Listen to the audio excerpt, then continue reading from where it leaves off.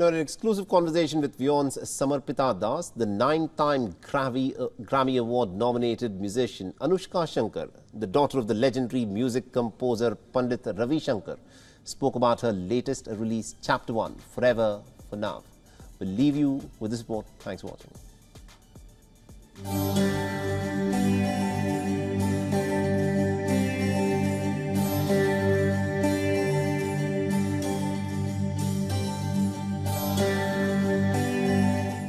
Hi, this is Anoushka Shankar and you're watching me on WION.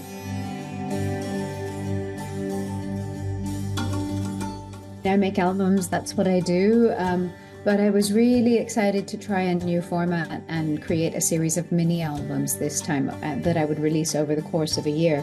So Chapter 1, Forever for Now, is obviously the first in that series. And it was very much inspired by trying to capture a feeling of fleeting moments of beauty and peace, even in times of difficulty and pain.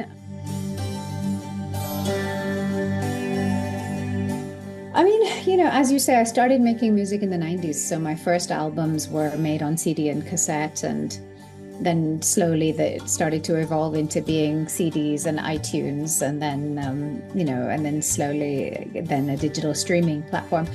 And I think that's been really creatively freeing. I mean, I don't think I would have had an idea like these mini albums if it hadn't been so established now that we can release singles and music however we want.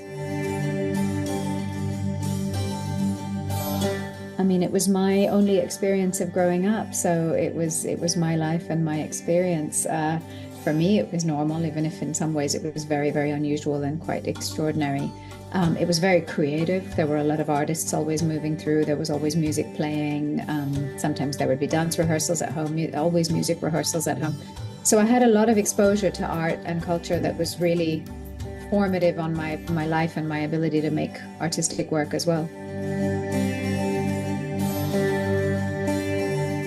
Indian classical music is one of those musics with incredible range that has, you know, incredible dynamism, excitement, virtuosity, but it's at its heart, most importantly, it has that spiritual connection.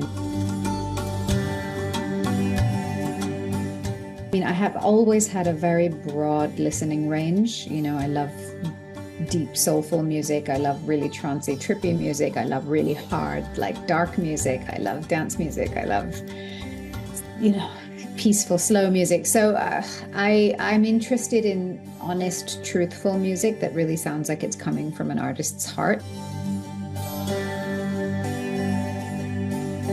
I have felt like I have at times. There's definitely times where I feel like I should be writing, and nothing's coming. But my experience has been that as soon as I really put myself in the situation to write, whether that's putting myself in a room full of artists and musicians or setting myself a deadline, making a commitment, then things tend to happen. It usually happens. So my learning is that as soon as I really turn towards that creative source, it's always there for me. It's just when I'm disconnected, it feels like I have writer's block, you know?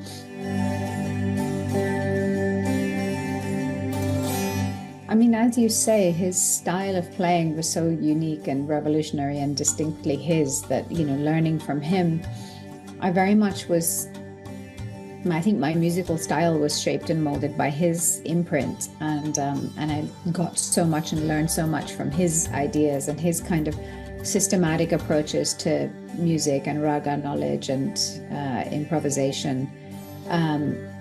It was hugely influential, you know, and I had the real benefit of, like some of his other disciples, I had the benefit of learning from him, but also performing with him and expanding that learning on stage. And I think that's a real incredible part of our classical training tradition, where you get to bring that learning onto the stage and learn to perform as well. It's quite unique and really beautiful. WION is now available in your country. Download the app now and get all the news on the move.